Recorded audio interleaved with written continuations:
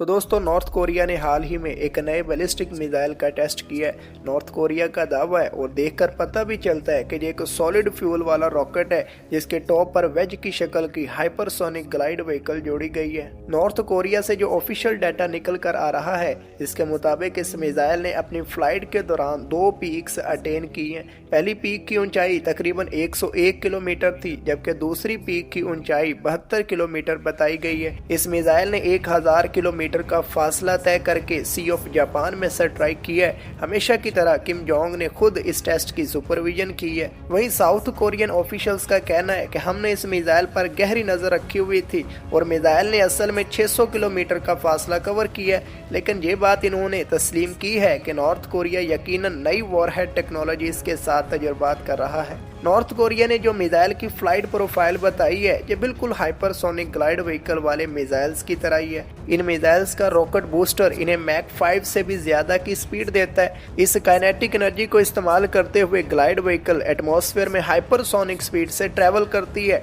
और साथ में मैनेवर भी लगाती है। नॉर्थ कोरिया का दावा है कि ये मिसाइल ग्लाइडिंग स्किप मैनेवर लगाने की सलाहियत रखता है। ग्लाइडिंग स्किप मैनेवर का मतलब ये है कि जब मिसाइल अपने टारगेट की तरफ नीचे आ रहा होता है और दुश्मन इस पर नजर रखे हुए होता है तो अचानक से ग्लाइड व्हीकल एक पुल अप लगाती है और दोबारा से ऊपर चली जाती है। अब ये किसी नए पाथ से टारगेट को हिट करेगी। इस किस्म के मैनेवर से इन ग्लाइड व्हीकल्स को इंटरसेप्ट करना मुश्किल हो जाता है और दुश्मन को एक ही ग्लाइड व्हीकल इंटरसेप्ट करने के लिए कई सारे surface to air missile fire करना पड़ते हैं। मालूम होता है कि नॉर्थ कोरिया ने यहाँ पर 3 शबों में बड़ा काम किया है। एक मेटलर्जी पर, क्योंकि आपको ग्लाइड व्हीकल बनाने के लिए ऐसे मटेरियल्स चाहिए होते हैं जो एटमॉस्फेरिक फ्रिक्शन की वजह से पैदा होने वाली हीट को झेल सकें। वैसे ये मटेरियल्स नॉर्थ कोरिया, चाइना और रशिया से इंपोर्ट भी कर सकता है। आफ्टर ऑल नॉर्थ कोरिया ने बड़ी मकदार में एमुनेशन रशिया को सप्लाई की है।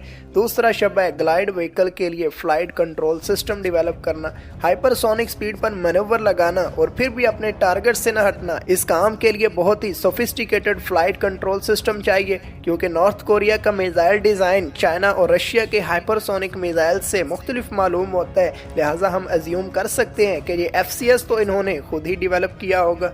तीसरा शब्द है सॉलिड फ्यूल वाली रॉकेट मोटर। ग्लाइड व्हीकल को हाइपरसोनिक स्पीड यही बूस्टर की रॉकेट मोटर देती है क्योंकि ग्लाइड व्हीकल खुद तो अनपावर्ड होती है। लिहाजा मालूम होता है कि नॉर्थ कोरिया ने एक पावरफुल रॉकेट मोटर डेवलप कर ली है जो इनके मिसाइल प्रोग्राम में एक नई जनरेशन के मिसाइल्स का इजाफा करने जा रही है।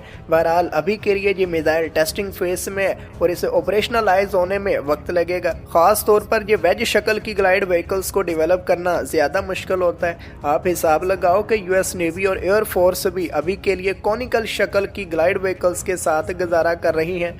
बहरहाल रशिया, चाइना, नॉर्थ कोरिया और ईरान जैसे ममालिक का दुश्मन क्योंकि अमेरिका है और वो एक ताकतवर मुल्क है जिसने एंटी बैलिस्टिक मिसाइल सिस्टम्स में बहुत काम किया है, तो इन ममालिक को अपनी आवाम को कॉन्फिडेंस में लेने के लिए और डेटरेंस कायम करने के लिए अपने मिसाइल्स को ज़रा ओवर हाइप करना पड़ता है। और ये कोई बुरी बात भी नहीं है, लेकिन हमें एज अ थर्ड पार्टी चीज़ों को ज़रा लॉजिक की बेस से देखना चाहिए। आप नॉर्थ कोरिया के इस मिसाइल के बारे में क्या कहोगे कमेंट सेक्शन में लिखो और चैनल को कर लो सब्सक्राइब ताकि आपको ऐसा तफसीली कंटेंट बर वक्त पहुंच सके। लो भाई, अल्लाह हाफिज।